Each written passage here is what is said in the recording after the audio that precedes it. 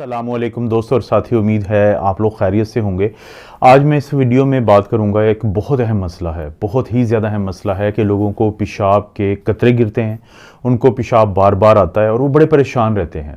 तो इस वीडियो में मैं आपको ये बताऊंगा कि बुनियादी तौर पे ये आपकी ही वजह से है, लेकिन आप ही इसको 1 से 1.5 महीने के अंदर आप इसको कंट्रोल कर लेंगे और आपको किसी भी दवाई की ज़रूरत नहीं पड़ेगी। ये बड़ा आसान है, लेकिन जब तक आप इसको नहीं समझेंगे कि आपको ये मसला क्यों बन रहा है, इसको कहते हैं हम over active bladder. Over active bladder क्या होता है कि जो ही मतलब बार बार अभी वॉशरूम से आप होके आते हैं तो थोड़ी देर बाद फिर आपको ख्वाहिश होती है जाने की और आपको लगता है कि कतरे गिर रहे हैं।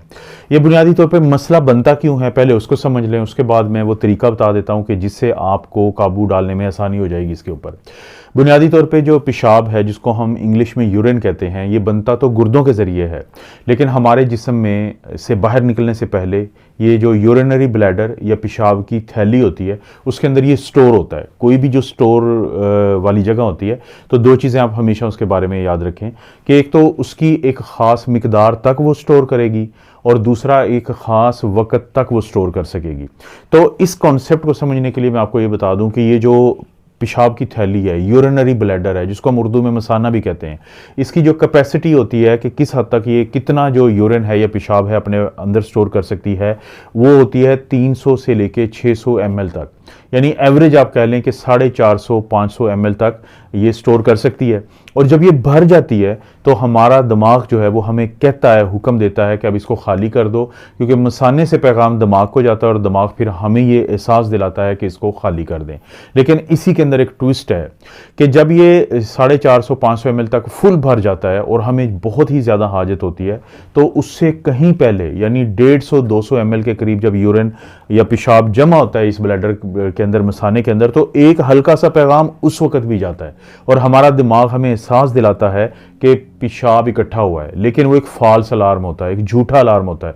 और हम में से अक्सर लोग जब उसका हुक्म मानते हैं, उस वक्त वॉशरूम जाते हैं, तो आहिस्ता आहिस्ता हमारा जो मसाना होता है वो बजरिया दिमाग हमें कंट्रोल करना शुरू कर देता है, ना कि हम अपने ब्लैडर को कंट्रोल करें और हम फैसला करें कि अब हमने यूरिन के लिए या पेशाब के लिए जाना है।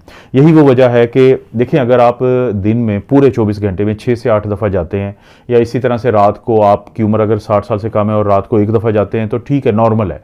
अगर आपकी उम्र 60 साल से ज़ायद है तो आप रात को 2 दफ़ा चले जाएं। लेकिन अगर आपको 10 से 12 दफ़ा जाना पड़ता है यूरिन करने के लिए, पेशाब करने के लिए, तो इसका मतलब है कि आपका मसाना आपको कंट्रोल कर रहा है।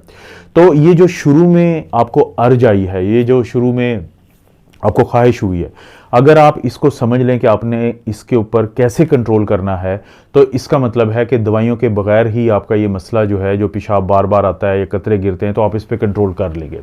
अब देखें, जो इब्तदा की ये ख्वाहिश होती है या अर्ज होती है, तो क्योंकि हमें पता नहीं होता तो हम क्या करते हैं कि हम फौरी तौर पे वॉशरूम जाने की कोशिश करते हैं। लेकिन 4 वो तरीके हैं जिससे आप अपने इस ब्लैडर को रीट्रेन कर सकते हैं। ये आपके जिस्म का हिस्सा है, आप ब्लैडर का हिस्सा नहीं है। ये आपने समझना है कि ब्लैडर आपके पूरे जिस्म का एक छोटा सा हिस्सा है जिसको आप अपने हिसाब से चलाएंगे।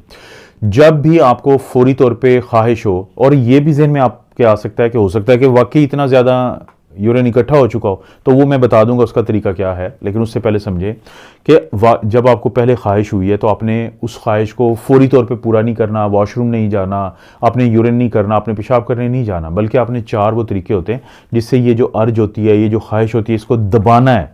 वो पहला एक तरीका क्या है कि जब आपको बहुत ज़्यादा यूरिन आया हो, जब आपको बहुत ज़्यादा पेशाब आया हो, तो आप उसको रोकते हैं।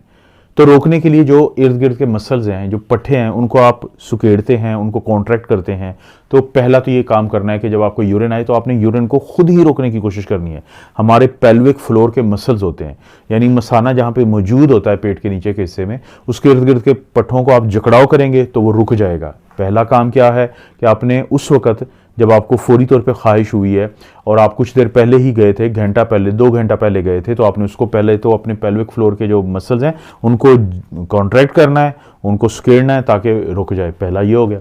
दूसरा ये कि देखें, 2 तरीके से हैं। एक ये, मैं अभी ऐसे बैठा हूँ, ठीक है, मेरे पेल्विक फ्लोर के जो मसल्स हैं वो रिलैक्स हैं, लेकिन अगर मैं अपनी टांग के ऊपर टांग रख के बैठता हूँ और कोशिश मेरी होती है किसी सख्त जगह पे मैं बैठा हूं तो इस तरीके से भी जो मेरे पेल्विक फ्लोर के मसल्स हैं वो रोकेंगे यूरिन को, वो पेशाब को रोकेंगे। तो ये भी एक तरीका है कि आपने, दूसरा क्या तरीका है कि आपने इस तरीके से अपने यूरिन को रोकना है वक्ती तौर पर।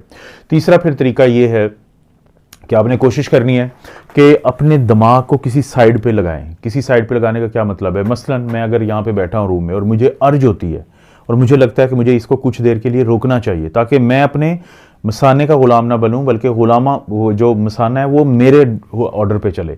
तो मैं क्या करूंगा कि अपने दिमाग को इधर उधर लगाऊंगा। मैं कोई किसी चीज़ की, मसलन कोई आपके कमरे में या कहीं जहाँ पे आप बैठे हैं कोई गाड़ियाँ चल रही हैं, आवाज़ें आ रही हैं, आपकी खिड़की से आपको नज़र आ रही है, रोड नज़र आ रही है, आपके कमरे में जो चीज़ें, आप उनकी तरफ तवज्जो दें। उनकी तरफ आप तवज्जो देंगे, जो आवाज़ें आ रही हैं उन पे गौर करेंगे तो आपका दिमाग हट जाएगा यहाँ से।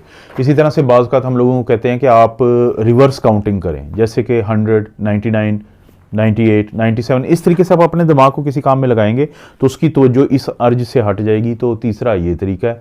और चौथा और आखिरी तरीका ये है कि आप जो लंबे सांस लें, एक लंबा सांस लें, उसको रोकें थोड़ी देर के लिए और फिर निकालें, तो उससे भी आपका जो ये स्ट्रेस होता है ये कम हो जाता है। अच्छा, यहाँ पे आपके ज़हन में एक सवाल पैदा हो सकता है, तो ये भी तो हो सकता है कि यूरिन बहुत ज़्यादा हो, तो इसके लिए आपने कुछ दिनों के लिए काम कर सकते हैं कि घर में कोई एक बॉटल हो आपके पास, कोई ऐसी चीज़ हो कि जिसमें आप यूरिन को मेजर कर सकें।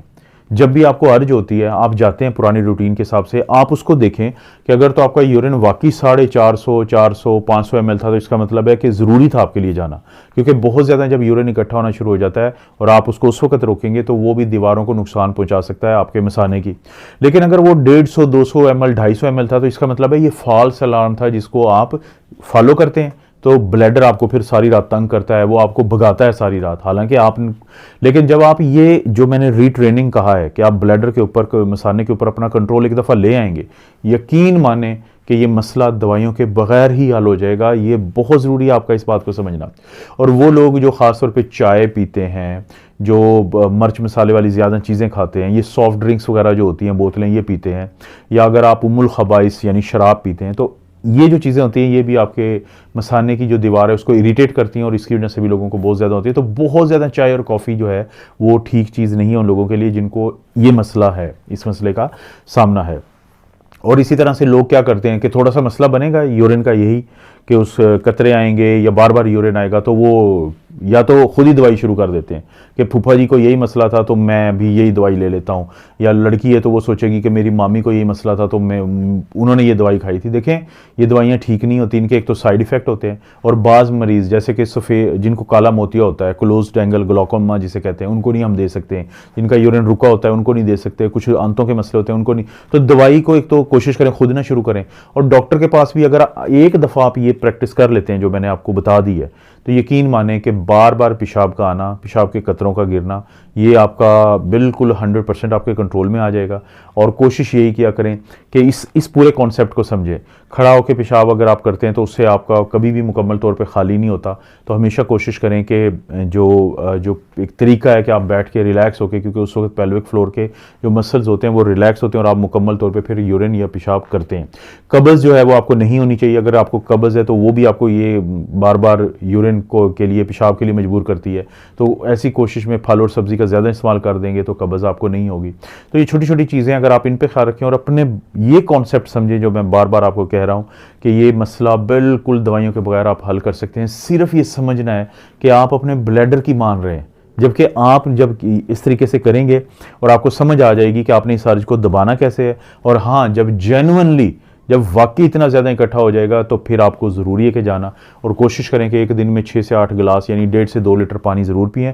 बहुत ज़्यादा पानी पीना आपकी सेहत के लिए इंतहाई नुकसानदेह होता है, उससे दिमागी तौर पे मसाइल जन्म लेते हैं। बहुत कम पीना वो भी ठीक नहीं होता, उससे आपके गुर्दों के मसले बनते हैं। 6 से 8 गिलास रोज़ाना पिएँ और कोशिश करें, ये 1.5 से 2 लीटर बन जाता है, तो ये आपको पीना चाहिए पानी। दोस्तों, आपको पता है कि इस चैनल पे इस तरह की वीडियोस मिलती रहती हैं। वीडियो को लाइक करें, चैनल को सब्सक्राइब करें। कोई वीडियो अच्छी लगती है तो दोस्तों रिश्तेदारों से शेयर करने के लिए नीचे ऑप्शन है, उसको ज़रूर इस्तेमाल करें। आप अपना और अपनी फैमिली का ख्याल रखें। अल्लाह ताला आपको और आपकी फैमिली को हर किस्म की बुराई, बीमारी और आजमाइश से महफूज रखें।